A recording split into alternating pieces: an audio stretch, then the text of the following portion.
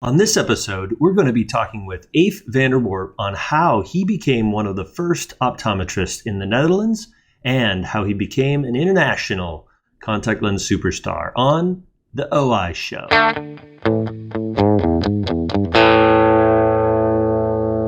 for joining us for the Optometric Insights Show. I'm here with my good friend Afe van der Worp. Afe and I have known each other, I think, since about 2007, 2008. Afe has been a huge partner in my learning about contact lenses, and we've known each other for quite some time. Afe, thanks for joining us for the Optometric Insight Show. How are things in the Netherlands?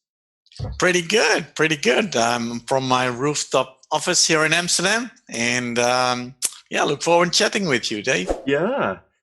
So Afe is a kind of an interesting figure in the eye care community. His perspective on contact lenses has been really, really inspiring to a lot of us in the contact lens world. If you haven't subscribed to his newsletter, he's got an incredible newsletter that he's been putting out for quite a few years, and it's really internationally renowned. And I'm excited to kind of talk with Afe a little bit about his history and how he got where he's got. And then I know we've got another episode with him that is about some recent research on soft contact lenses and how we can actually fit them. I just actually wrote an article based on Afe's research work of how we're fitting contact lenses again rather than guessing. And it's been really, really cool, the work he's done. But Afe, tell us a little bit about what you do in eye care, and then I'm going to ask you a little bit about how you got here. So how do you describe yourself to people who first meet you in the eye care community? Yeah, that's a good one, Dave. To be quite frank with you, I sometimes struggle with that. But more and more as I'm coming of age, I'm describing myself more as an educator than anything else. I'm a little bit of a researcher, and I do a fair bit of that, and I did my PhD. So, of course, that's in my rucksack, if you want. And in essence, I always felt like a practitioner as well. I am raised as a practitioner, of course, and I've been in private practice for many, many years. But in all honesty, the last couple of years, I haven't. So I have one foot in the research maybe and one foot in the clinical side of things. And I try to combine that. That's literally what I try to do also with and thanks for mentioning that for the newsletter that I have two actually, or three actually. One is in Dutch, so that would not be as interesting to your readers maybe, but the two in English. One is on specialty RGP lenses, and that started back in 2007 when we hardly had any scleral lenses. So it was about corneal topography. My PhD was in rigid lenses and anything related to it. And then it sort of transitioned into ortho-K and then into scleral lenses, and now it's all of that. So every month there's enough literature. So I sort of scan the literature, scientific stuff, but also contact lens spectrum and more clinical stuff. And then I have one rule, basically, Dave. If I think, oh, that's an interesting thing, I just throw it out there, and I hope other people will like it too. And it has close to 4,000 subscribers, so that is going pretty well. And then the other one, which is a quarterly one, because there wasn't that much literature up to recently, is on soft specialty lenses. So it's about what you mentioned, the fitting of soft lenses, and it's also about using bandage lenses and therapeutic lenses, and even colored lenses and everything that's specialty lenses that's not covered basically with the commercial lenses. And again, same thing, but that whole specialty lens arena is sort of, for me, it's almost like the next sclerals, if you want me to jump into that right away, because I think there's so much new stuff there that is of interest to us. So I think 10 years, the last decade, basically, the last 10 years was sort of the decade of sclerals, of course, in our specialty lens arena. And then before that, it was the decade of ortho-K. And now it feels to me the next decade is sort of the decade of soft specialty lenses, because there's so much to learn and so much to gain. Myopia control, presbyopia, higher order aberrations. But we'll get to all of that. But that is, Yeah. I don't even know where we started. Was that answering your question, Dave? Yeah, no, you got to it. I think you explained on the educator side of things, and just so everybody knows, we'll put links to ACE newsletters in the show notes. So if you're interested in subscribing or checking one of those out, we'll get some links for that. If you also hold something that's a little bit unique, if I recall from one of our conversations, as being the first or one of the first optometrists in the Netherlands. Can you share, growing up, what inspired you to start this journey towards eye care, and how in the world did you go about being, in that first group, or as the first optometrist in the Netherlands? Yeah, that's funny you ask that. That's a long story. I'll try to keep it short, Dave. But I grew up on a farm. So my dad's a dairy farm, very typical Dutch thing. My mother and my father used to make Gouda cheese, so that's Yeah. about as Dutch as you can get it, right? And so I grew up there. But I was reading a lot. I was a reader when I was young, and believe it or not, I became myope. Although I did spend quite a lot of time outdoors, I'm sure. But so I went to the local optician around the time I think I was ready to make my first choice in what type of school I was going to do. And I thought, well, this could be interesting. Optician. So I did optician school at first, which is a 4 year course in the Netherlands. And by the time that ended, my employer, that optician that I walked into, actually I started to work there too. He said, well, there's going to be this optometry university in the Netherlands. We never had that before. We had opticians, we had contact lens specialists, but we didn't have optometrists. Is that something you would like? I was like, what the hell is an optometrist? I have no idea. So long story short, I started that first year with, I think, 7 or 8 students back in 1989. And then basically a few left us during those 4 years. And by the end, we were with 2. So my good buddy, Gerben Sinke, and myself, we were the 2 first optometrists in the Netherlands. Yeah. Yeah. And then proceeding on from there, what was your journey to do the PhD? After you graduated, you didn't just go into practice, so to speak. I mean, you kind of catapulted in Europe and the United States, and you kind of became well known even before your PhD. So how did you go from becoming a graduate as one of the first 2 optometrists in the Netherlands to this interest in contact lenses, and then thus this PhD that you did? Yeah, the practice, starting my own practice or working for a practice, but starting my own practice, probably that was the plan. And with practice, that would mean like an optician shop, probably, because again, optometry wasn't known that well in the Netherlands. Right. So I did an externship during my studies in Manchester, UK, with Nathan Ephron. Nathan Ephron was the boss at the time, and Phil Morgan was there doing his PhD, and that probably got me going, Dave. I saw those guys and I saw what they were doing, and I thought, well, in all humbleness, it's funny to say that, and it may come out wrong on your podcast, but it was like, well, I can do this, so sure. Why shouldn't I proceed with that?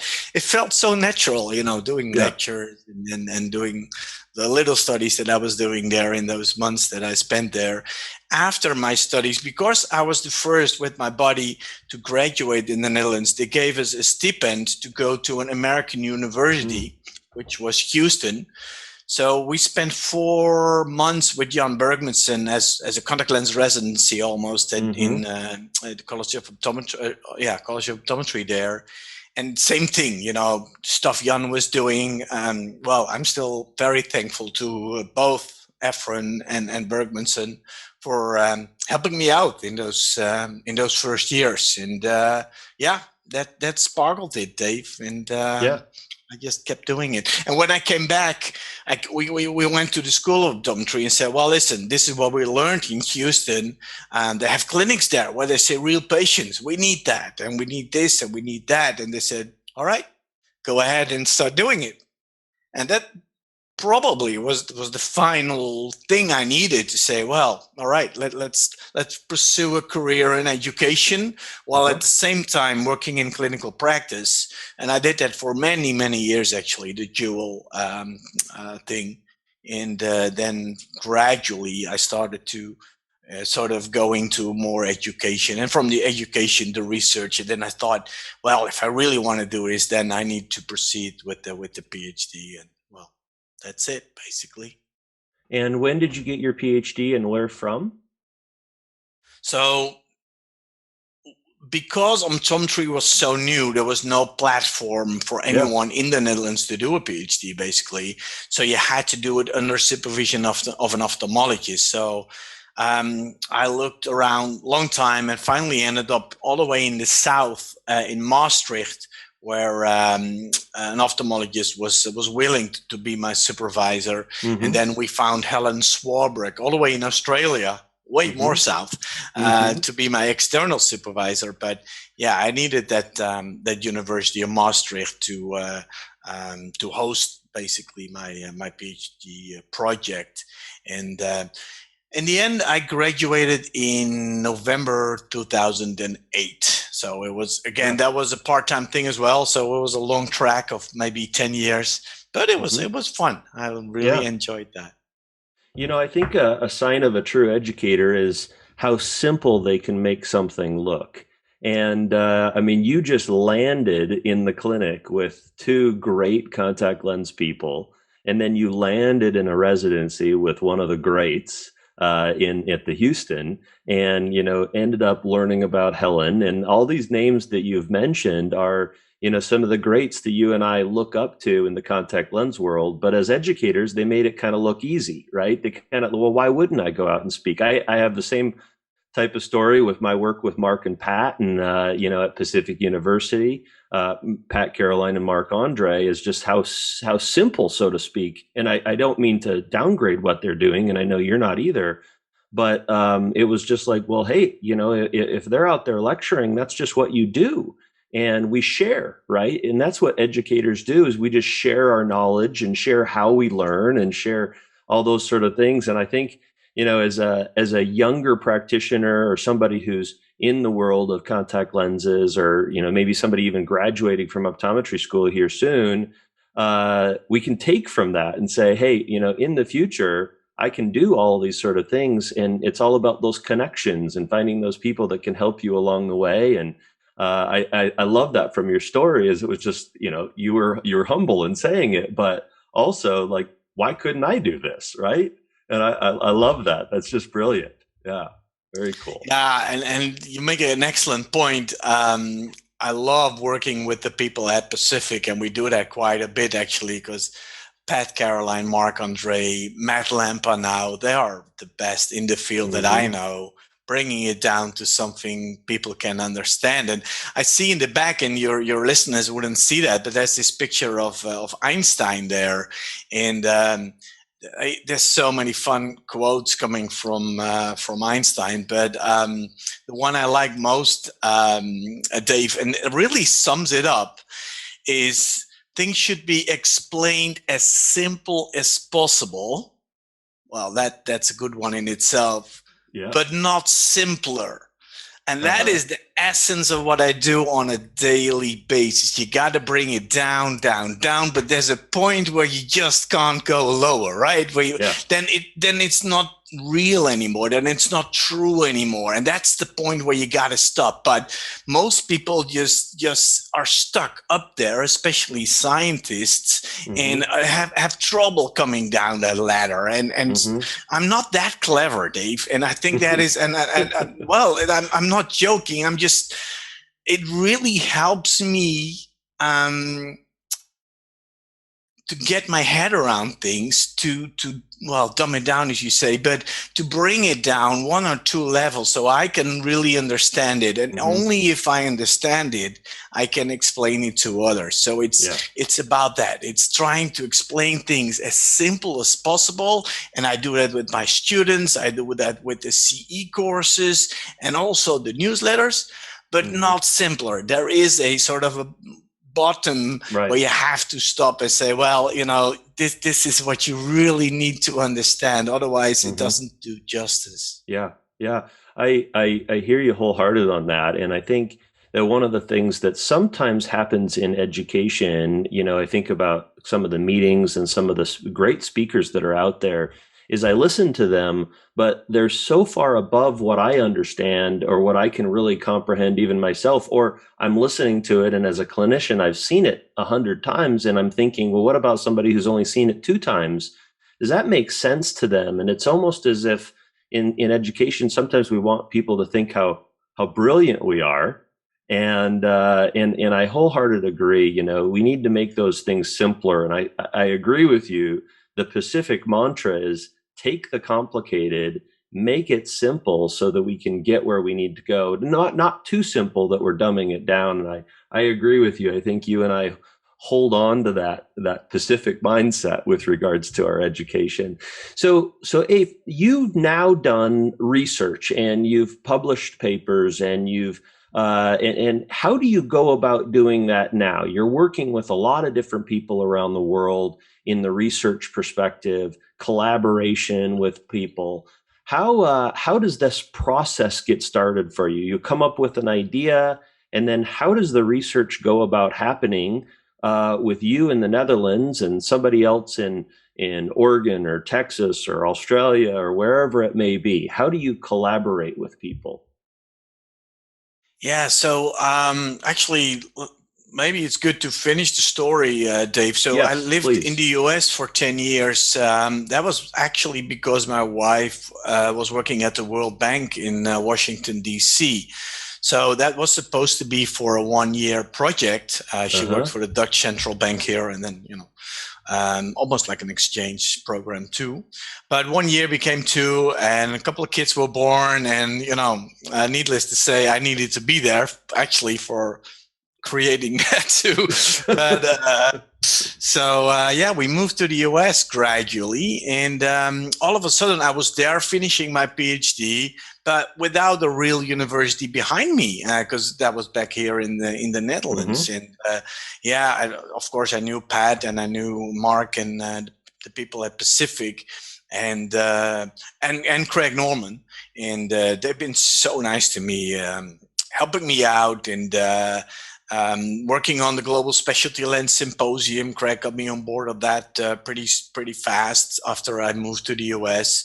And that sort of started rolling. And we had so many things in common that we started to do projects together. And I noticed, Dave, that the things we want to do are not limited by location. In other Right. words, you and I were 9 hours apart from each other, but Mm-hmm. when we talk, we talk the exact same language. And if I say, well, I got this new thing that I want to test, and tomorrow you could use that in your practice. So if I have to limit it to the location where I am, it sort of obstructs things. So what I really, really like is working with people, literally indeed, from around the world, trying to find niches where they are working on too. So I think we should maybe, and this whole COVID thing sort of made that even more visible. I think we should not reinvent the wheel over and over again at every university around the world in terms of Mm-hmm. education and in terms of research, but to Mm-hmm. see what groups are working on what, and then get together. And so, yeah, I do work with Minho University in Portugal, yeah, Houston in the past, Pacific, University of Montreal with Langy Michaud. Mm-hmm. Again, one of those places in the world where they have a lot of clinical knowledge. They have a huge clinic of, I think, I don't know, they see 10,000 patients a day. Well, not a day, a year A year. or more. Uh-huh. So if we have something interesting, indeed, we talk to each other either now through Zoom or whatever, or at conferences and say, wow, it would be really cool if we could study this or that. And then, you know, Pat or Langy tells me, well, you know, I got this master student who needs a project. Why don't we see if that works Mm-hmm. out? Yeah. And typically, it's not even sitting down and having to think of new ideas. It's just we have more ideas than we typically have room to do research. Yeah. So it's yeah, it just rolls off by itself almost. Yeah. Well, being the technology is the way it is today, it's super easy to be able to do all of those sort of things, and you've been very effective at it long before it was easy, and I really admire that about you. Ave, what are you working on right now? And we're gonna, we have another podcast coming up where we've talked more extensively about your soft lens work, and you've mentioned that a moment ago. But what are some of the things that are on the horizon that you're involved with right now that we should keep our eyes out for? Yeah, so really everything in the specialty lens arena has my interest. But so we recently had the Global Specialty Lens Symposium, Hmm. and yeah, one of the key things I think there, and they asked me to moderate the myopia session. That is something we really should embrace, and there's so many opportunities there, Yeah. especially I think in the customized arena. If you really dig deep into that, and I know you're on top of everything, Dave. You know, there's no one method or intervention that you could just copy paste to all of your patients, all your kids, right? So it's every individual is different, and then within every individual, so we have to customize the treatment. You know, when I sometimes I go to myopia clinics here in the Netherlands. I just sit in for a day, and every single patient is different. There's not one that's the same. So you have to customize the treatment. Sometimes it's atropine, and with atropine, you can customize the concentration of atropine, of course, Right. go up or go down, depending on where on the graph they are, add lenses to it, subtract lenses to it from it, and then of Hmm. course the outdoor. Well, anyway, it's that puzzle. So that's Yeah. customizing the treatment. But then within the treatment, if we look at the optical interventions, then you probably are looking into customizing that too. You know, the Hmm. aberrations of every individual is different, and I think part of the key to myopia management is probably the aberrations of the eye in Right. conjunction with the lens. And then, but even the aberrations vary between a young kid, preschool, and during elementary school, and a teenager. So Right. even within those couple of years, probably you could see if you could optimize the optical profile, if you want, of your lenses and or glasses, and then see. Because the thing is, the window we have, Dave, to treat a kid is really limited, right? It's Yeah. probably Right. somewhere between what, 8 and 12 or something. That's Sure. where the Yep. bulk of the treatment Fastest has to rate. take Hmm. place. So we gotta push it to the limit to get as much treatment in or during that period. That means Yeah. we have to optimize it. So as you can see, I get really passionate about that for Yeah. sure. Yeah. And Well, you've always been really good about the customized perspective of things. And we have to drive our profession with becoming more customized and more specialized, individualizing the treatments for people. In clinical practice, as you know, that's somewhat difficult to do on a large scale with the technologies that are capable, but it's individuals like you that are looking for methodologies, materials, treatments, and diagnostics that can then drive that, so that as clinicians we can become better utilizers of that and become more advanced in that.